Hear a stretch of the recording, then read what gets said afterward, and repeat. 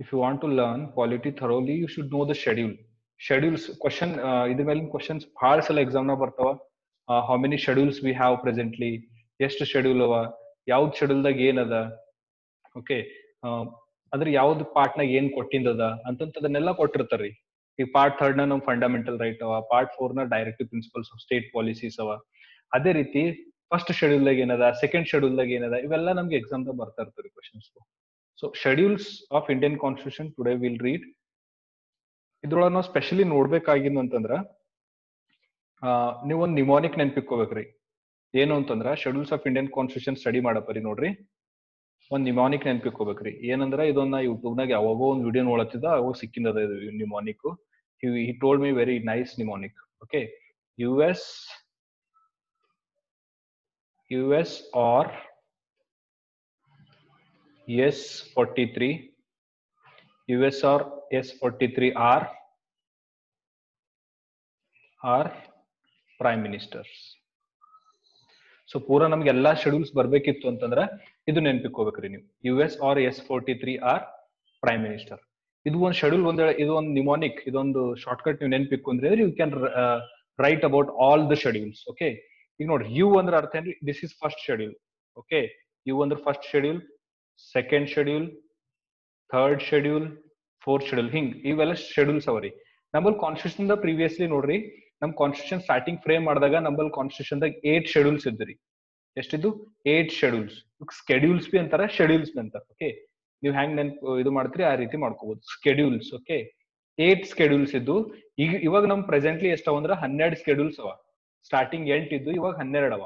Okay, starting में 12 sorry 8 थे, अब कितने हैं? 12 शेड्यूल्स है हमारे इंडियन कॉन्स्टिट्यूशन में. सो फर्स्ट शेड्यूल कौन सा है? फर्स्ट शेड्यूल बोले तो you means union. First schedule का नाम क्या है? यूनियन. ओके, सेकेंड शेड्यूल का नाम क्या है? सैलरीज. सैलरी. यूनियन बोले तो इट इज अवर कंट्री. हमारा कंट्री क्या है? एक यूनियन है, पूरा स्टेट्स का एक यूनियन है बोल के फर्स्ट शेड्यूल में दिए सो है. सैलरी किसको कितना कितना सैलरी होना, कितना कितना सैलरी देना, वो सब इसमें डिसाइड करे सो है. बोले तो प्राइम मिनिस्टर को कितना सैलरी, प्रेसिडेंट को, वाइस प्रेसिडेंट को कितना सैलरी देना, वो सब सेकेंड शेड्यूल में डिस्कस करे सो है.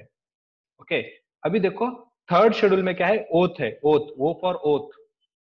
बोले तो प्रेसिडेंट को ओथ कौन दिलाना, और वाइस प्रेसिडेंट को कौन वोट दिलाना, चीफ जस्टिस ऑफ इंडिया को कौन वोट दिलाना, प्राइम मिनिस्टर को कौन वोट दिलाना, वो सब किसमें है? ओथ में गिवन है. ये ओथ बोल के एक शेड्यूल है, उसमें गिवन है.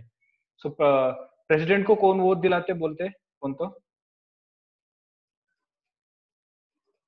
प्रेसिडेंट को ओथ दिलाने वाले कौन रहते हैं? प्रेसिडेंट की ओथ यार कुडिस्ताರ ಹೇಳ್ಬೋದಾ? ಪಟ್ ಅಂತ ಹೇಳ್ಬೇಕು.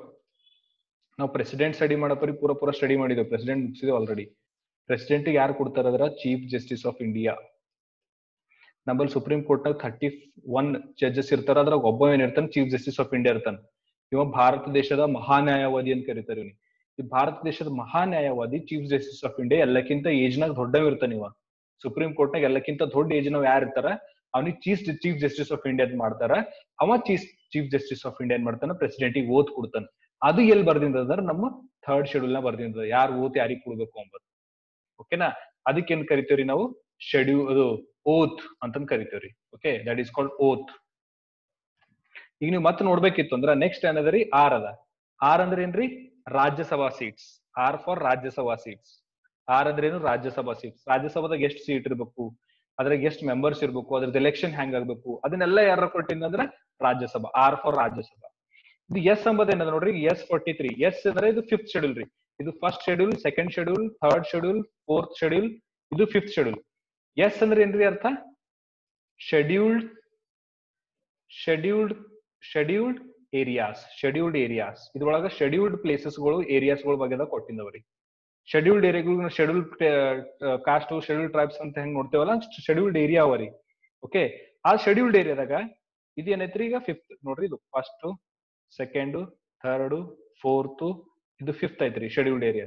ಈಗ 6th ಒಳಗೆ ಏನದ ಅಂದ್ರ ಇವು ಶೆಡ್ಯೂಲ್ಡ್ ಏರಿಯಾ ಬಗ್ಗೆದಾಗೆ ಅದ್ರಿ. ಇದು 5th ಬಿ ಏನದ? 6th ಬಿ ಶೆಡ್ಯೂಲ್ಡ್ ಏರಿಯಾ ಬಗ್ಗೆದಾಗೆ ಅದ. ಬಟ್ ಇದ್ರೊಳಗೆ ಏನ್ ಕೊಟ್ಟಿಂದ? ಶೆಡ್ಯೂಲ್ಡ್ ಏರಿಯಾದಾಗ ಯಾವ್ಯಾವ ಸ್ಟೇಟ್ಸ್ ಗಳು ಬರ್ತಾವ ಅಂತ ಕೊಟ್ಟಿಂದ. ಅವ್ ಸ್ಟೇಟ್ಗಳ ಹೆಸರು ಏನದ್ರಿ? AM, PM. ಎ ಅಂದ್ರೆ ಏನ್ರಿ ಆಸಾಂ, ಎಂ ಅಂದ್ರೇನು ಮಿಜೋರಾಂ, ಟಿ ಅಂದ್ರ ತ್ರಿಪುರ, ಇದೇನಂದ್ರ ಮೇಘಾಲಯ. ಇವ್ 4 ಸ್ಟೇಟ್ಗಳಿಗೆ ನಮ್ ಇಂಡಿಯನ್ ಕಾನ್ಸ್ಟಿಟ್ಯೂಷನ್ ದಾಗ ಸ್ಪೆಷಲ್ ಸ್ಟೇಟಸ್ ಕೊಟ್ಟಿದ್ದದ್ರಿ. ಆಸಾಂ, ಮಿಜೋರಾಂ, ತ್ರಿಪುರ, ಮೇಘಾಲಯ. AMTM ಅಂತ ನೆನ್ಪಿಕೋಬೇಕು. AMTM ಆಸಾಂ, ಮೇಘಾಲಯ, ತ್ರಿಪುರ, ಮಿಜೋರಾಂ. ಹೆಂಗ್ ಬಿ ನೆನ್ಪಿಕೋರಿ. ಸೊ ಇವು 4 ಸ್ಟೇಟ್ಗಳು ಎದ್ರ ಕೊಟ್ಟಿದ್ದವ ಅಂದ್ರ 4 ಅಂದ್ರೆ ಅರ್ಥೇನ್ರಿ 4 ಸ್ಟೇಟ್ಸ್ ಇದ್ರ ಕೊಟ್ಟಿದ್ದವ್ರಿ. ಓಕೆ, ಸೊ ಇದೇನದರಿ ನಮ್ದು 6th ಶೆಡ್ಯೂಲ್ ಅದ. ಈಗ 7th ಶೆಡ್ಯೂಲ್ ಏನದ ಅಂತಂದ್ರ ಅರ್ಥ ಏನ್ರಿ ಅಂದ್ರ 7th ಶೆಡ್ಯೂಲ್ ಒಳಗ ಯಾರು ಬರ್ತಾರ ಅಂದ್ರ ನೋಡ್ರಿ, 7th ಶೆಡ್ಯೂಲ್ ಒಳಗ 3 ಅಂತದರಿ. ಇಲ್ಲಿ 3 ಅಂದ್ರ ಅರ್ಥ ಏನ್ರಿ, ಇದ್ರಾಗ 3 ಎಲ್ಗಳು ಬರ್ತಾರಿ. ಒಂದ್ ಎಲ್ ತಗೋಬೇಕು, ಈ ಎಲ್ಲಿಗೆ 3 ರೀತಿ ಡಿವೈಡ್ ಮಾಡ್ಬೇಕು. 1L, 2L, 1 minute, 1L, 2L ಮತ್ತೆ ಇನ್ನೊಂದು 3L. ಓಕೆ, ಈ ಫಸ್ಟ್ ಎಲ್ಲಿಗೆ ಏನಂತ ಕರಿತೀವ್ರಿ ಅಂತಂದ್ರೆ ನಾವು ಲಿಸ್ಟ್ ಅಂತ ಕರಿತೇವೆ. ಸೆಕೆಂಡ್ ಎಲ್ಲಿಗೆ ಲ್ಯಾಂಗ್ವೇಜ್ ಅಂತ ಕರಿತೇವೆ. List, language. 1 ಮಿನಿಟ್. ಫಸ್ಟ್ ಎಲ್ಲಿಗೆ ಲಿಸ್ಟ್, ಸೆಕೆಂಡ್ ಎಲ್ಲಿಗೆ ಲ್ಯಾಂಗ್ವೇಜ್, ಥರ್ಡ್ ಎಲ್ಲಿಗೆ ಲ್ಯಾಂಡ್ ರಿಫಾರ್ಮ್ಸ್ ಅಂತ ಕರಿತೇವೆ. ಥರ್ಡ್ ಎಲ್ಲಿಗೆ land reforms. List, language, land reforms. List, language, land reforms. ಇಲ್ಲಿ 3 ಅಂತ ಕೊಟ್ಟಿಂದ ನೋಡ್ರಿ. why 3 ದೇ ಹ್ಯಾವ್ ಗಿವನ್ ಇಲ್ಲಿ ಇಂಟೆಲಿಜೆಂಟ್ಲಿನೇ ಕೊಟ್ಟಿಂದರಿ ನೋಡ್ರಿ. 3 ಅಂದ್ರೆ ಅರ್ಥ ಏನ್ರಿ, 3 ಎಲ್ ಡಿವೈಡ್ ಮಾಡ್ಬೇಕು ನಾವು. ಇನ್ನೊಂದ್ಸಲ ಹೇಳ್ತೀನಿ ನೋಡ್ರಿ. ಇದು 3 ಏನದ ನೋಡ್ರಿ. 3 ಅಂದ್ರೆ ಅರ್ಥ ಏನ್ರಿ, 3 ಎಲ್ಸ್ ಇರ್ತಾವ. 1L, 2L, 3L ಬರ್ತಾವ ಇದ್ರಾಗ. ಫಸ್ಟ್ ಎಲ್ ಅಂದ್ರೆ ಏನ್ರಿ ಲಿಸ್ಟ್, ಸೆಕೆಂಡ್ ಎಲ್ ಅಂದ್ರೆ ಏನ್ರಿ ಲ್ಯಾಂಗ್ವೇಜಸ್, ಥರ್ಡ್ ಎಲ್ ಅಂದ್ರೆ ಏನ್ರಿ ಲ್ಯಾಂಡ್ ರಿಫಾರ್ಮ್ಸ್. ಲಿಸ್ಟ್ ಅಂದ್ರೆ ಈಗ ನೋಡ್ರಿ, ಇದೇನೈತ್ರಿ ನಮ್ದು 5th ಶೆಡ್ಯೂಲ್ ಇತ್ತು, ಇದು 6th ಶೆಡ್ಯೂಲ್ ಇತ್ತು. ಇದು 3 ಒಳಗ ಇದು 7th ಶೆಡ್ಯೂಲ್ ಅದ, ಇದು 8th ಶೆಡ್ಯೂಲ್ ಅದ ಸೆಕೆಂಡ್ ಎಲ್ಲು, ಇದು ಥರ್ಡ್ ಎಲ್ಲು 9th ಶೆಡ್ಯೂಲ್ ಅದ. ಗೊತ್ತಾಯ್ತ್ರಿ. ಲಿಸ್ಟ್ ಅಂದ್ರೆ ಏನ್ರಿ, 3 ಲಿಸ್ಟ್ ಬರ್ತಾವ ಇದ್ರಾಗ. ಇದ್ರಾಗ್ರಿ state list, central list and concurrent list ಅಂತ ಬರ್ತದ್ರಿ. State list, central list and concurrent list, ಅಥವಾ central list, state list and concurrent list. State list ಒಳಗ ಸ್ಟೇಟ್ ಕಾನೂನ್ ಮಾಡ್ತದ, ಸೆಂಟ್ರಲ್ ಲಿಸ್ಟ್ ಒಳಗ ಸೆಂಟ್ರಲ್ ಕಾನೂನ್ ಮಾಡ್ತದ, ಕಾಂಕರೆಂಟ್ ಲಿಸ್ಟ್ ಒಳಗ ಸ್ಟೇಟ್ ಸೆಂಟರ್ ಎರಡು ಬಿ ಕುಂತಿ ಕಾನೂನ್ ಮಾಡ್ತಾವ ಅಂತ ನಿಮ್ಗೆ ಹೇಳಿದೆ ಲಾಸ್ಟ್ ಟೈಮ್. ಓಕೆನಾ. ಲ್ಯಾಂಗ್ವೇಜಸ್ ಅಂದ್ರೆ ನಮ್ದೆಲ್ಲ ಅಫಿಷಿಯಲ್ ಲ್ಯಾಂಗ್ವೇಜಸ್, ಈ ಕನ್ನಡ ಅದ, ಹಿಂದಿ ಅದ, ಇಂಗ್ಲಿಷ್ ಅವ, ಇವೆಲ್ಲ ಅಫಿಷಿಯಲ್ ಲ್ಯಾಂಗ್ವೇಜಸ್ ಅವನ್ನೆಲ್ಲ ಹಂಗೆ ಅಫಿಷಿಯಲ್ ಲ್ಯಾಂಗ್ವೇಜಸ್ ಬಗ್ಗೆ ಕೊಟ್ಟಿದ್ದದ್ರಿ. 9th ಶೆಡ್ಯೂಲ್ ಒಳಗೆ ನೋಡಿದ್ರೆ ಲ್ಯಾಂಡ್ ರಿಫಾರ್ಮ್ಸ್ ಬಗ್ಗೆ ಕೊಟ್ಟಿಂದ, ಅಂದ್ರೆ ನಮ್ ಭೂ ಸುಧಾರಣೆ ಕಾನೂನುಗಳೆಲ್ಲ ಬಂದಿವ್ರಿ, ಅದ್ರ ಬಗ್ಗೆ ಕೊಟ್ಟಿಂದರಿ. ಓಕೆ, ಸೊ ಇದು ಐತ್ರಿ 9th ಶೆಡ್ಯೂಲ್ ತನ ಅದ್ರಿ. ಇದ್ರೊಳಗೆ 3 ಬರ್ತಾವ, ಅವು 9th ಶೆಡ್ಯೂಲ್ ತನ ಆಯ್ತು. ನೆಕ್ಸ್ಟ್ ನಾವು ನೋಡಿದೇವ್ ಅಂದ್ರೆ 10th schedule. 10th schedule A ಅಂದ್ರೆ ಏನ್ರಿ ಅಂದ್ರೆ aunty defection law. Aunty defection law, A means aunty defection law. Aunty defection ಲಾ ಅಂದ್ರ ಈಗ ಎಕ್ಸಾಂಪಲ್ ರೀ, ಆಂಟಿ ಡಿಫೆಕ್ಷನ್ ಲಾ ಅಂದ್ರ ಅರ್ಥ ಏನು ಅಂದ್ರ, ಈಗ ಒಬ್ಬರು ಯಾರೋ ಏನ್ ಮಾಡ್ಯಾರ್ರಿ, MP ಆಗಿ ಗೆದ್ದಾರ ಅಂತ ತಿಳ್ಕೊರಿ. MP ಆಗ್ಲಿ MLA ಆಗ್ಲಿ ಗೆದ್ದಾರ, ಯಾವ್ದು ಕಾಂಗ್ರೆಸ್ ಸೀಟ್ ಮೇಲೆ ಗೆದ್ದಾರಿ. ಒಬ್ರು ಕಾಂಗ್ರೆಸ್ ಸೀಟ್ ಮೇಲೆ ಒಬ್ರು MP ಅಥವಾ ಎಲೆಕ್ಷನ್, MP ಅಥವಾ MLA ಸೀಟ್ ಎಲೆಕ್ಷನ್ ಗೆದ್ದಾರ. ಅವ್ರು ಸಡನ್ ಆಗಿ ಗೆದ್ದಿನ ಮ್ಯಾಲ ಗೆದ್ದಸ್ಥಾನ ಕಾಂಗ್ರೆಸ್ ಹೆಸರು ಯೂಸ್ ಮಾಡ್ಕೊಂಡ್ರು, ಆಮೇಲೆ ಗೆದ್ದದಾಗೋದ್ರು ಬಿಜೆಪಿ ಹೋಯ್ತಿ ಅಂದ್ರೆ ನಡೆಯಲ್ಲ. ಓಕೆ, ಬಿಜೆಪಿ ಜಂಪ್ ಆಯ್ತಾರ. ಓಕೆ, ಪೋಸ್ಟ್ ಇಕ್ಕೊಂದೇ ಜಂಪ್ ಆಗ್ಲಕ್ ಬರಲ್ಲ, ಅದಕ್ಕೆ ಆಂಟಿ ಡಿಫೆಕ್ಷನ್ ಲಾ ಅಂತಾರ. ಹಂಗ ಒಂದ್ ವೇಳೆ ಜಂಪ್ ಆದ್ರು ಅಂದ್ರೆ ಅವ್ರದ್ದು ಏನೈತದ, ಅವ್ರದ್ದು ಪೋಸ್ಟ್ ಕಸ್ಕೊತಾರ್ರಿ. ಅವ್ರ ಪೋಸ್ಟ್ ಅವ್ರ ರಾಜೀನಾಮೆ ಬಿಟ್ಟು ಹೋಗ್ಬೇಕಾಯ್ತು. ಸೊ ಆ ರೀತಿ ಆಂಟಿ ಡಿಫೆಕ್ಷನ್ ಲಾ ಏನ್ ಮಾಡ್ತದ, ದಲ್ ಬದಲ್ ಕಾನೂನ್ ಅಂತ ಕರಿತಾರ. ಅದಕ್ಕೆ ಹಿಂದಿದಾಗ ಏನಂತ ಕರಿತಾರ, ದಲ್ ಬದಲ್ ಕಾನೂನ್. ಅಂದ್ರೆ ಅರ್ಥ ಏನ್ರಿ, ಒಂದು ದಳದಿಂದ ಅಥವಾ ಒಂದು ಪಾರ್ಟಿಲಿಂದ ಮತ್ತೊಂದು ಪಾರ್ಟಿಗೆ ಜಂಪ್ ಆಗಲ್ದಾಗ ಕಾಪಾಡ್ತದ್ರಿ ಆಂಟಿ ಡಿಫೆಕ್ಷನ್ ಲಾ ಅಂದ್ರೆ. ಇವು ಸಣ್ಣ ಸ್ಮಾಲ್ ಲೆಟರ್ಸ್ ಇನ್ ಕಡೆ ಬಿಡ್ತೇವೆ. ಪಿ ಅಂದ್ರೆ ಏನ್ರಿ, ಈಗ 10th ಆಯ್ತಾ, ಇದು 11th ಶೆಡ್ಯೂಲ್, ಇದು 12th ಶೆಡ್ಯೂಲ್. 11th ಶೆಡ್ಯೂಲ್ ಒಳಗೆ ಏನ್ ಕೊಟ್ಟಿಂದ್ರ ಪಂಚಾಯತಿ ರಾಜ್. P for panchayati Raj. ನೀವು ಕೇಳ್ಬೋದು ಈಗ, ಸರ್ ಪಂಚಾಯತಿ ರಾಜ್ ನಾವು ಓದಿದೇವ್ರಿ, ಪಂಚಾಯತಿ ರಾಜ್ ಅದ್ರ ಬರ್ತದ, ಅಲ್ಲಿ 11 ಅಂತ ಬರ್ತೈತಿ. 11th ಶೆಡ್ಯೂಲ್ ಒಳಗೆ ಪಂಚಾಯತಿ ರಾಜ್ ಬರ್ತದೆ. 12th ಶೆಡ್ಯೂಲ್ ಒಳಗೆ ಯಾರು ಬರ್ತಾರ, ಮುನ್ಸಿಪಾಲಿಟಿ. ಪಿ ಅಂದ್ರೆ ಅರ್ಥ ಏನ್ರಿ ಪಂಚಾಯತಿ ರಾಜು, ಎಂ ಅಂದ್ರೆ ಅರ್ಥ ಏನ್ರಿ ಮುನ್ಸಿಪಾಲಿಟಿ. ತಿಳಿತ್ರಿ. ಫಸ್ಟ್ ನೋಡ್ರಿ, ಇನ್ನೊಂದ್ಸಲ ರಿವಿಷನ್ ಮಾಡ್ತೆ. ಯು ಅಂದ್ರೆ ಏನ್ರಿ ಯೂನಿಯನ್, ಎಸ್ ಅಂದ್ರೆ ಏನ್ರಿ ಸ್ಯಾಲರಿ, ಇದು first schedule union. Second schedule salary. Third ಅಂದ್ರೆ ಏನ್ರಿ ಓತ್, ಓ ಫಾರ್ ಓತ್. ಆರ್ ಅಂದ್ರೆ ಅರ್ಥ ಏನ್ರಿ Rajya Sabha seats, R means Rajya Sabha seats. ಇದೇನೈತ್ರಿ 4th, 1 2 3 4 ಅದ ನೋಡ್ರಿ, 4 ಶೆಡ್ಯೂಲ್ಸ್ ಅದ್ರಿ. ಆಮೇಲೆ ಇದು ಎಸ್ ಅಂದ್ರೆ ಅರ್ಥ ಏನ್ರಿ, ಎಸ್ ಅಂದ್ರೆ ಅರ್ಥ ಏನ್ರಿ 5th ಶೆಡ್ಯೂಲ್, ಅದೇನು ಶೆಡ್ಯೂಲ್ಡ್ ಏರಿಯಾಸ್. ಶೆಡ್ಯೂಲ್ಡ್ ಏರಿಯಾಸ್ ಒಳಗ 4 ಶೆಡ್ಯೂಲ್ಡ್ ಏರಿಯಾಸ್ ಬರ್ತಾವ್ರಿ. ಯಾವ, AMTM ಅಂದ್ರ ಆಸಾಂ, ಮೇಘಾಲಯ, ತ್ರಿಪುರಾ, ಮಿಜೋರಾಂ, AMTM. ಸೊ ಇದು 5th ಶೆಡ್ಯೂಲ್ ಆಯ್ತು, ಇದು 6th ಶೆಡ್ಯೂಲ್ ಆಯ್ತು. ಈಗ 7th ಶೆಡ್ಯೂಲ್ ಒಳಗ ಈಗ ಇದೊಂದು 3 ಅದ ನೋಡ್ರಿ, ಇದು 3 ಬಂತು ಅಂದ್ರ 3 ಎಲ್ಸ್ ತಗೋಬೇಕ್ರಿ. 3 ಬಂತು ಅಂದ್ರ 3 ಎಲ್ಗಳು ತಗೋಬೇಕು. ಆ 3 ಎಲ್ ಹೆಂಗ್ ತಗೋತೇವ್ ನೋಡ್ರಿ. ಇವ್ 3 ಎಲ್ ಬಂತು ಅಂದ್ರ 1 ಎಲ್ 2 ಎಲ್ 3 ಎಲ್. ಫಸ್ಟ್ ಎಲ್ಲಿಗೆ ಲಿಸ್ಟ್, ಸೆಕೆಂಡ್ ಎಲ್ಲಿಗೆ ಲ್ಯಾಂಗ್ವೇಜಸ್ ಅಂತ ಕರಿತೇವೆ, ಥರ್ಡ್ ಎಲ್ಲಿಗೆ ಏನ್ ಕರಿತೇವೆ ಲ್ಯಾಂಡ್ ರಿಫಾರ್ಮ್ಸ್ ಅಂತ ಕರಿತೇವ್ರಿ. ಆಮೇಲೆ 10th ಶೆಡ್ಯೂಲ್ ಏನದರಿ, ಇದೇನೈತ್ರಿ 7th ಆಯ್ತು, 8th ಆಯ್ತು, 9th ಆಯ್ತು. ಆಮೇಲೆ ಇಲ್ಲಿ 10th ಬರ್ತದೆ. 10th ಅಂದ್ರೆ ಅರ್ಥ ಏನ್ರಿ, ಎ ಅಂದ್ರೆ ಆಂಟಿ ಡಿಫೆಕ್ಷನ್ ಲಾ. ಆಂಟಿ ಡಿಫೆಕ್ಷನ್ ಲಾ ಅಂದ್ರ ಒಂದ್ ಪಾರ್ಟಿಲಿಂದ ಮತ್ತೊಂದ್ ಪಾರ್ಟಿಗೆ ಗೆದ್ದಿನವ್ರಿಗೆ ಅದು ಜಂಪ್ ಆಗ್ಲಕ್ ಬಿಡಲ್ಲ. ಆಂಟಿ ಡಿಫೆಕ್ಷನ್ ಲಾ, ಅದಕ್ಕೆ ಆಂಟಿ ಡಿಫೆಕ್ಷನ್ ಲಾ ಅಂತ ಕರೀತಾರ್ರಿ. ಓಕೆ, ಮತ್ ನೀವ್ ನೋಡಿದ್ರಿ ಅಂತಂದ್ರ 11th ಏನದ, 11th ಶೆಡ್ಯೂಲ್ ಯಾವ್ದು ಅಂದ್ರ P is for panchayati raj, M for municipality. ಇವು ಟೋಟಲ್ ಎಷ್ಟಾದವು ಅಂದ್ರೆ ನಮ್ಮಲ್ಲಿ 12 ಶೆಡ್ಯೂಲ್ಸ್ ಅವ ಇಂಡಿಯನ್ ಕಾನ್ಸ್ಟಿಟ್ಯೂಷನ್. ಪहिले ಸ್ಟಾರ್ಟ್ ಆಗೋದು ಈ 8 ಶೆಡ್ಯೂಲ್ಗಳು ಇದ್ವು. ಇವಾಗ ಪ್ರೆಸೆಂಟ್ಲಿ ಎಷ್ಟಾವ್ರಿ 12 ಶೆಡ್ಯೂಲ್ಸ್ಗಳು ಅವ. ಕ್ವಶನ್ಸ್ ಹೆಂಗ್ ಬರ್ತಾವ ಇದ್ರ ಮೇಲೆ ಅಂತಂದ್ರ, ಕ್ವಶನ್ ಯಾವ ರೀತಿ ಬರ್ತಾವ ನೋಡ್ರಿ ಒಂದ್ಸಲ. ಕ್ವಶನ್ ಹೆಂಗ್ ಬರ್ತಾವ ಅಂದ್ರ ಫಸ್ಟ್ ಶೆಡ್ಯೂಲ್ ಮೇಲೆ ಯಾವ್ದದ ಪಾರ್ಟ್ ಅಂದ್ರೆ ಯೂನಿಯನ್ ಅದ. ಯೂನಿಯನ್ ಅಂದ್ರೆ ನಮ್ಮಲ್ಲಿ ಟೋಟಲ್ 28-30 ಸ್ಟೇಟ್ಸ್ ಅವ. ಎಲ್ಲಾ ಸ್ಟೇಟ್ಸ್ ಗಳು ಕಲ್ತಿ ಒಂದ್ ಯೂನಿಯನ್ ಫಾರ್ಮ್ ಮಾಡಿದೆವು. ಓಕೆ, ಆ ರೀತಿ ಕ್ವಶನ್ ಬರ್ತದೆ. ಸೆಕೆಂಡ್ ಶೆಡ್ಯೂಲ್ ಒಳಗೆ ಯಾರ ಅಂದ್ರೆ ಸ್ಯಾಲರಿ ಅವ ಸೆಕೆಂಡ್ ಶೆಡ್ಯೂಲ್ ಒಳಗ. ಥರ್ಡ್ ಶೆಡ್ಯೂಲ್ ಒಳಗೆ ಏನ್ ಇಕ್ಕಿದೇವು ನಾವು ಅಂದ್ರೆ ಓತ್ ಇಕ್ಕಿದೇವು. ಫೋರ್ತ್ ಶೆಡ್ಯೂಲ್ ಒಳಗೆ ಏನವ ರಾಜ್ಯಸಭಾ ಸೀಟ್ಸ್ ಅವ. ಫಿಫ್ತ್ ಶೆಡ್ಯೂಲ್ ಒಳಗೆ ಏನದ US or S43 ಅದಲ್ಲಿ. ಫಿಫ್ತ್ ಶೆಡ್ಯೂಲ್ ಒಳಗೆ ಏನದ ಶೆಡ್ಯೂಲ್ಡ್ ಏರಿಯಾಸ್ ಅವ. 4 ಒಳಗೆ ಏನದ ಸಿಕ್ಸ್ ಶೆಡ್ಯೂಲ್ ಒಳಗೆ ಏನವ ಅಂದ್ರೆ 4 ಸ್ಟೇಟ್ಸ್ ಬರ್ತಾವ, ಅಸ್ಸಾಂ, ಮೇಘಾಲಯ, ತ್ರಿಪುರಾ, ಮಣಿಪುರ್, ಮಿಜೋರಾಂ ಅಂತ. ಆಮೇಲೆ 10th ಒಳಗ anti defection law, 11th panchayati raj and 12th ಏನದ್ರಿ ಅಂದ್ರ ಮುನ್ಸಿಪಾಲಿಟಿ. ನಿಮ್ಗೆಲ್ಲರಿಗೂ ತಿಳಿದದ ಅಂತ ನಾ ಭಾವಿಸ್ತೆ. ಇದು ಸೇಮ್ ನಾ ಏನ್ ಮಾಡಿದ್ರಿ ಒಂದು ವೆಬ್ಸೈಟ್ ಲಿಂದ ಕಾಪಿ ಮಾಡಿದ ಸೇಮ್ ಇದೇ ಟ್ರಿಕ್. ಈಸಿ ಅದ ಅಂತ ನಾ ತಗೊಂಡಿದ್ದೆ. ನಿಮ್ಗೆ ಯಾವ್ದು ಈಸಿ ಮೆಥಡ್ ಕಾಣಿಸ್ತೋ ಅದು ನೀವು ಯಾರು ಬಿ ಫಾಲೋ ಮಾಡ್ಬೋದ್ರಿ. ಹಂಗೇನಿಲ್ಲ ನಂದೇ ಫಾಲೋ ಮಾಡ್ಬೇಕು ಅಂತ ಹಂಗೇನಿಲ್ಲ.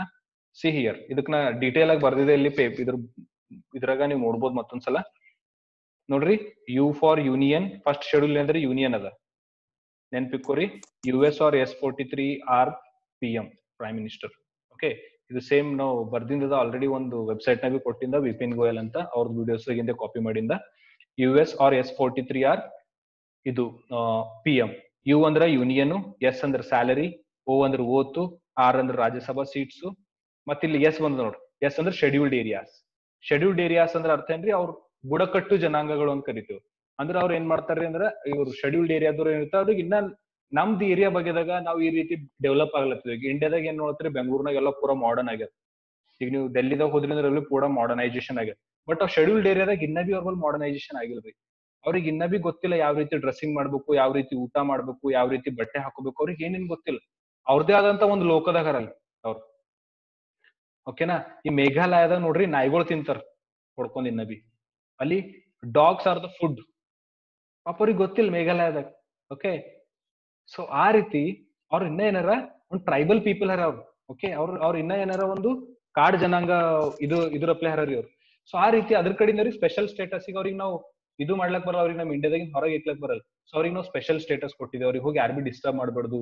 ಅವ್ರ ಕಲ್ಚರು, ಅವ್ರದ್ದು ಯಾವ್ದೇ ಆದಂತ ಒಂದು ಸಂಸ್ಕೃತಿ ನಾವು ಹಾಳು ಮಾಡ್ಬಾರ್ದು ಅಂತ ಅವ್ರಿಗೆ ಎದ್ರಾಗ ಇಕ್ಕ್ಯಾರ ಅಂದ್ರ ಶೆಡ್ಯೂಲ್ಡ್ ಏರಿಯಾ ಒಳಗೆ ಇಕ್ಕ್ಯಾರ. ಅದು ಯಾವ್ದ್ರ ಬರ್ತದ ಅಂದ್ರ 5th ಶೆಡ್ಯೂಲ್ ಒಳಗೆ ಬರ್ತದೆ. ಶೆಡ್ಯೂಲ್ಡ್ ಏರಿಯಾ ಅಂದ್ರೆ 5th ಶೆಡ್ಯೂಲ್.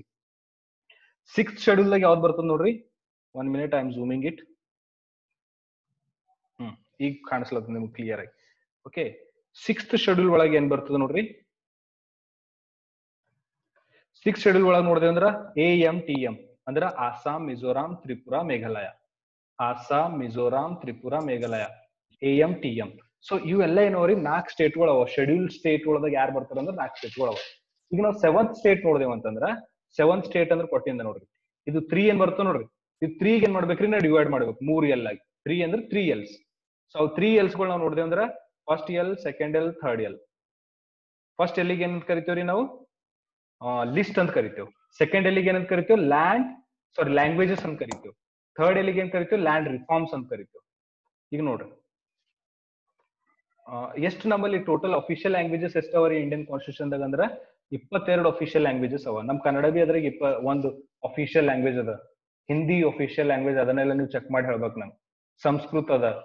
ಸೊ ಹಿಂಗೆಲ್ಲ ಏನವರಿ. ಈಗ ಮಲಯಾಳಂ ಅದ ಅಫಿಷಿಯಲ್ ಲ್ಯಾಂಗ್ವೇಜ್. ಓಕೆ, ಈ ರೀತಿ ಇವೆಲ್ಲ 22 ಅಫಿಷಿಯಲ್ ಲ್ಯಾಂಗ್ವೇಜಸ್ ಅವ್ರಿ ಇಂಡಿಯನ್ ಕಾನ್ಸ್ಟಿಟ್ಯೂಷನ್ ಯಾವ್ಯಾವ ಅಂತಂತ ಅಲ್ಲಿ ಬರ್ದಿಂದವ. ಸರ್ ಅಫಿಷಿಯಲ್ ಲ್ಯಾಂಗ್ವೇಜ್ ಅಂದ್ರೆ ಏನು, ಇದು ಯಾಕೆ ಕಾನ್ಸ್ಟಿಟ್ಯೂಷನ್ ದಾಗ ಇಕ್ಕ್ಯಾರ ಅಂದ್ರೆ ಅಫಿಷಿಯಲ್ ಲ್ಯಾಂಗ್ವೇಜಸ್ ಏನ್ ನಮ್ಮ ಇಂಡಿಯನ್ ಕಾನ್ಸ್ಟಿಟ್ಯೂಷನ್ ದಾಗ ರಿಜಿಸ್ಟರ್ ಆಯ್ತದ ಆ ಲ್ಯಾಂಗ್ವೇಜಸ್ ಗಳಿಗೆ ಪ್ರೊಟೆಕ್ಷನ್ ಗೌರ್ಮೆಂಟ್ ಮಾಡ್ತದ್ರಿ. ಅದ್ರ ಬಗ್ಗೆದ ಪ್ರೊಟೆಕ್ಷನ್ ಆಗ್ಲಿ, ಅದ್ರ ಬಗ್ಗೆದ ಸಾಹಿತ್ಯ ಸಮ್ಮೇಳನಗಳು ಕಂಡಕ್ಟ್ ಮಾಡೋದಾಗ್ಲಿ, ಆ ಲ್ಯಾಂಗ್ವೇಜಸ್ ಬಗ್ಗೆದ ಭಕ್ತಿ ಮೂಡಿಸೋದಾಗ್ಲಿ, ಅದ್ರ ಮೇಲೆ ಬುಕ್ಸ್ ಬರೆಯೋದಾಗ್ಲಿ, ಅದ್ರ ಮೇಲೆ ಪ್ರೋಗ್ರಾಮ್ಸ್ ಬರೆಯೋದಾಗ್ಲಿ, ಎಲ್ಲಾ ಪ್ರೋಗ್ರಾಮ್ಸ್ ಮಾಡಿಸೋದಾಗ್ಲಿ ಎಲ್ಲ ಏನ್ ಮಾಡ್ತೀರಿ ಗೌರ್ಮೆಂಟ್ ಕಂಡಕ್ಟ್ ಮಾಡ್ತಾ ಇರ್ತದೆ. ಸೊ ಅದಕ್ಕೆ ಲ್ಯಾಂಗ್ವೇಜಸ್ ಯಾವ ಶೆಡ್ಯೂಲ್ ಒಳಗೆ ಬರ್ತೀರಿ? 8th schedule. ಪ್ಲೀಸ್ ಇದೊಂದು ನಿಮೋನಿಕ್ ಬಹ್ಯಾಟ್ ಮಾಡ್ಕೋರಿ, ಪೂರಾ ನಿಮಗೆ ಇದು ನಾಳೆಗೆ ಇದು ಬರ್ಬೇಕು. ಓಕೆ, ಆಮೇಲೆ ನೋಡಿದ್ರಿ ಅಂದ್ರೆ 9th ಶೆಡ್ಯೂಲ್ ಒಳಗೆ ಏನ್ ಬರ್ತೀರಿ ಅಂದ್ರೆ ಲ್ಯಾಂಡ್ ರಿಫಾರ್ಮ್ಸ್. ನೋಡ್ರಿ ನಮ್ಮಲ್ಲಿ ನಾ ಸ್ಟಾರ್ಟಿಂಗ್ ಏನ್ ಹೇಳಿದೆ ನಿಮ್ಗೆ, ಇಂಡಿಯನ್ ಕಾನ್ಸ್ಟಿಟ್ಯೂಷನ್ ರೆಡಿ ಮಾಡಪರಿ 8 ಶೆಡ್ಯೂಲ್ಗಳು ಇದ್ದು. ಆ 8 ಶೆಡ್ಯೂಲ್ಗೆ ಇನ್ನೊಂದು ಶೆಡ್ಯೂಲ್ ಆಡ್ ಮಾಡಿದ್ರು 9th ಶೆಡ್ಯೂಲ್. ಅದು first schedule Indian constitution amendment. ಈಗ ಏನ್ ಬಿ ನಾವು ಆಡ್ ಮಾಡ್ಬೇಕು ತೆಗಿಬೇಕಿತ್ತು ನಾವು ಅಮೆಂಡ್ಮೆಂಟ್ ಮಾಡ್ತೇವೆ. ಫಸ್ಟ್ ನಮ್ ಇಂಡಿಯಾದಾಗ ಅಮೆಂಡ್ಮೆಂಟ್ ಆಗಿಂದೆ ಲ್ಯಾಂಡ್ ರಿಫಾರ್ಮ್ಸ್ ಮೇಲೆ. ಇದು 9th ಶೆಡ್ಯೂಲ್ ನಾವ್ ಯಾವಾಗ ಹಾಕಿದ್ವಿ ಅಂದ್ರೆ ಫಸ್ಟ್ ಇಂಡಿಯಾದಾಗ ಅಮೆಂಡ್ಮೆಂಟ್ ಆಗಿಂದೆ ಲ್ಯಾಂಡ್ ರಿಫಾರ್ಮ್ಸ್ ಅಮೆಂಡ್ಮೆಂಟ್ ಆಗ್ಯದ ಇಂಡಿಯಾ ಒಳಗ. ಮೊದಲನೇ ಅಮೆಂಡ್ಮೆಂಟ್, ಮೊದಲನೇ ತಿದ್ದುಪಡಿ ಇಂಡಿಯನ್ ಕಾನ್ಸ್ಟಿಟ್ಯೂಷನ್ ದಾಗ ಯಾವ್ದು ಆಗ್ಯದ ಅಂದ್ರ ಲ್ಯಾಂಡ್ ರಿಫಾರ್ಮ್ಸ್. ಅದು ಏನ್ ಮಾಡಿದೆವು ಅಮೆಂಡ್ಮೆಂಟ್ ಅಂದ್ರ 9ನೇ ಶೆಡ್ಯೂಲ್ ಅಂಬುದು ಇಂಡಿಯನ್ ಕಾನ್ಸ್ಟಿಟ್ಯೂಷನ್ ದಾಗ ಹಾಕಿದೇವ್ರಿ. ಮೊದಲಿಗೆ 8 ಶೆಡ್ಯೂಲ್ಸ್ ಇದ್ದವು, ಆಮೇಲೆ ಇನ್ನೊಂದು ಶೆಡ್ಯೂಲ್ ಏನ್ ಮಾಡ್ಬೇಕು, ಫಸ್ಟ್ ಅಮೆಂಡ್ಮೆಂಟ್ ಲಿಂದ ನಾವು ಇನ್ನೊಂದು ಶೆಡ್ಯೂಲ್ ಹಾಕಿದೇವ್ರಿ ಇಂಡಿಯನ್ ಕಾನ್ಸ್ಟಿಟ್ಯೂಷನ್ 9ನೇ ಶೆಡ್ಯೂಲ್ ಹಾಕಿದೇವ್ರಿ. ಓಕೆ, ಅದಕ್ಕೆ ಏನಂತ ಕರಿತೀವಿ ಅಂದ್ರ ಫಸ್ಟ್ ಅಮೆಂಡ್ಮೆಂಟ್ 1951 ಒಳಗ ಫಸ್ಟ್ ಅಮೆಂಡ್ಮೆಂಟ್ ಮಾಡಿದೆವು. ನಮ್ ಕಾನ್ಸ್ಟಿಟ್ಯೂಷನ್ ಯಾವಾಗ ಜಾರಿಗೆ ಬಂತು ಹೇಳ್ರಿ ನೀವು? ನಮ್ ಕಾನ್ಸ್ಟಿಟ್ಯೂಷನ್ ಯಾವಾಗ ಅಪ್ಲೈ ಆಯ್ತು ಅಂದ್ರೆ 26 ಜನವರಿ 1950 ಒಳಗ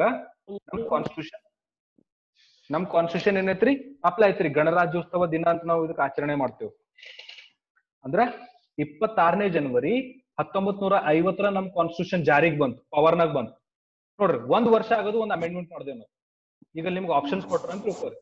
ಈಗ ಎಕ್ಸಾಂಪಲ್ ರೀ, ಫಸ್ಟ್ ಅಮೆಂಡ್ಮೆಂಟ್ ಇಂಡಿಯನ್ ಕಾನ್ಸ್ಟಿಟ್ಯೂಷನ್ ದಾಗ ಯಾವಾಗ ಆಗ್ಯದ ಇಯರ್ ಹೇಳ್ರಿ ಅಂತ ಕೊಟ್ರು. ಅಲ್ಲಿ 1947 ಅಂತ ಕೊಡ್ತಾರ, 1950 ಅಂತ ಕೊಡ್ತಾರ, 1951 ಅಂತ ಕೊಡ್ತಾರ, 1920 ಅಂತ ಕೊಡ್ತಾರ. ನೀವು ಯಾವ್ದು ಆನ್ಸರ್ ಬರೀತೀರಿ? ಈಗ ನಮ್ ಕಾನ್ಸ್ಟಿಟ್ಯೂಷನ್ ಬಂದದ 1950 ಒಳಗ, ಮತ್ತ 1920 ಆನ್ಸರ್ ಇರಲ್ಲ.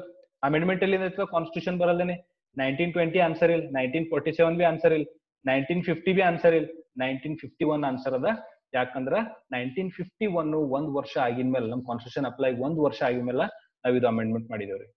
ಅದ್ರ ಹೆಸರೇನು? ಫಸ್ಟ್ ಅಮೆಂಡ್ಮೆಂಟ್ ಹೆಸರೇನು ಅಂದ್ರ land reforms.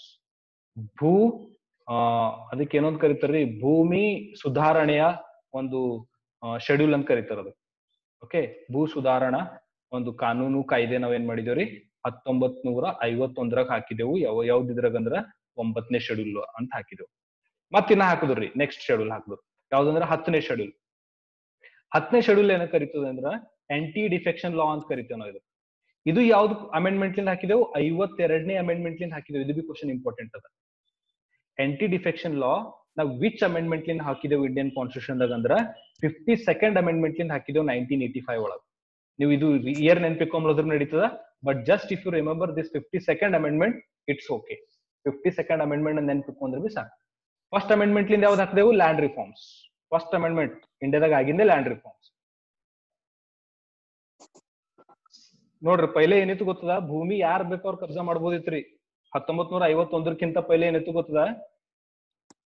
Right to property ಬಿ ಏನಿತ್ತು? ಫಂಡಮೆಂಟಲ್ ರೈಟ್ ಇತ್ತು. ಗೊತ್ತಿಲ್ಲ ನಿಮಗ್? ರೈಟ್ ಟು ಪ್ರಾಪರ್ಟಿ ಬಿ ಫಂಡಮೆಂಟಲ್ ರೈಟ್ ಇತ್ತು. ಅಂದ್ರೆ ಅವಾಗ ಎಲ್ಲ ಪೂರಾ ಹಿಂಗ್ ಯಾರ್ ಬೇಕವ್ರೆ. ಆ ಟೈಮ್ನಾಗ ಏನಿತ್ತು ಗೊತ್ತದ್ರಿ? ರೈಟ್ ಟು ಪ್ರಾಪರ್ಟಿ ಅಂತ ಕರೆಕ್ಟ್ ಎಕ್ಸ್ಪ್ಲೇನ್ ಮಾಡ್ಲಕ್ ಹೋಗಲ್ಲ. ಆ ಟೈಮ್ನಾಗ ಇನ್ನ ಏನಿತ್ರಿ ಅಂದ್ರ ಅವಾಗ ಬ್ರಿಟಿಷರ್ದು ಒಂದು ಜಮೀನ್ದಾರಿ ಸಿಸ್ಟಮ್ ನಡಿಲತ್ತಿತ್ರಿ ಇಂಡಿಯಾ ಒಳಗ್. ಜಮೀನ್ದಾರಿ ಸಿಸ್ಟಮ್, ಜಮೀನ್ದಾರ್ ಸಪ್ಲೈ ಇದ್ರು. ಅವ್ರ ಜಮೀನ್ದಾರ್ಸ್ ಏನ್ ಮಾಡ್ತಿರು, ಇವ್ರಿಗೆ ಕಬ್ಜಾ ಮಾಡಿ ಪೂರಾ ಹೊಲ ಎಲ್ಲ ಕಬ್ಜಾ ಮಾಡ್ಕೋತಿರು ಜಮೀನ್ದಾರ್ಗಳು. ಸೊ ಆ ಜಮೀನ್ದಾರಿ ಸಿಸ್ಟಮ್ ಅಬೋಲಿಷ್ ಮಾಡಿಂದೆ ಇದು ಫಸ್ಟ್ ಅಮೆಂಡ್ಮೆಂಟ್ 1951 ಒಳಗ್. ಅದಕ್ಕೆ ಲ್ಯಾಂಡ್ ರಿಫಾರ್ಮ್ ಅಂತ ಕರಿತೀವ್ರಿ. ಈಗ ನೀವು ಅದೇ ರೀತಿ ನೀವು 9th ಶೆಡ್ಯೂಲ್ ಆಗೋದು 10th ಶೆಡ್ಯೂಲ್ ಒಳಗೆ ಹೋದ್ರಿ ಅಂದ್ರೆ ಆಂಟಿ ಡಿಫೆಕ್ಷನ್ ಲಾ ಬರ್ತದ್ರಿ. ಆಂಟಿ ಡಿಫೆಕ್ಷನ್ ಲಾ ಅಂತಂದ್ರ ಇದು ನಾವು 52ನೇ ಅಮೆಂಡ್ಮೆಂಟ್ ಲಿಂದ ಹಾಕಿದೇವು ಇಂಡಿಯನ್ ಕಾನ್ಸ್ಟಿಟ್ಯೂಷನ್ ಒಳಗ. ಈ ಆಂಟಿ ಡಿಫೆಕ್ಷನ್ ಲಾ ಏನ್ ಮಾಡ್ತದ ಅಂದ್ರ, ಒಬ್ರು ಗೆದ್ದರು ಎಲೆಕ್ಷನ್ ಒಳಗ ಅಂದ್ರ ಅದು ಸೇಮ್ ಪೊಸಿಷನ್ ಇಟ್ಕೊಂಡಿ ಅವ್ರ ಒಂದ್ ಪಾರ್ಟಿಲಿಂದ ಮತ್ತೊಂದ್ ಪಾರ್ಟಿಗೆ ಜಂಪ್ ಆಗ್ಲಕ್ ಬರಲ್ಲ. ಹಾಗಂದ್ರೆ ಎಲ್ಲರೂ ಒಂದಿನ ಕಾಂಗ್ರೆಸ್ ಮನ್ಸ್ ಬರ್ತದ, ಒಂದಿನ ಬಿಜೆಪಿ ಚಂದ ಅನಿಸ್ತದ, ಒಂದಿನ ಬಿಜೆಪಿ ಚಂದ ಅನಿಸ್ತದ, ಆಮೇಲೆ ಯಾವ್ದೋ ಒಂದು ಪಾರ್ಟಿ ಚಂದ ಅನಿಸ್ತದ. ಹಂಗಂದ್ರೆ ದಿನ ಅವ್ರು ಚೇಂಜ್ ಆಯ್ತಾ ಹೋಗ್ತಾರ. ಸೊ ಅದ್ರ ಕಡೆನೆ ಆಂಟಿ ಡಿಫೆಕ್ಷನ್ ಲಾ ಬಂತ್ರಿ. ಆಂಟಿ ಡಿಫೆಕ್ಷನ್ ಅಂದ್ರೆ ಅರ್ಥ ಏನು? ಜಂಪ್ ಆಗದ್. ಆಂಟಿ ಅಂದ್ರೆ ಅರ್ಥ ಜಂಪ್ ಆಗದ್, ತಡಿಯೋದು. Anti defection. You cannot defect the party. ನೀ ಕಾಂಗ್ರೆಸ್ಲಿಂದ ಗೆದ್ದಿದಿ ಅಂದ್ರೆ ನೀ ಕಾಂಗ್ರೆಸ್ನಾಗೆ MLA ಆಗಿರ್ಬೇಕು.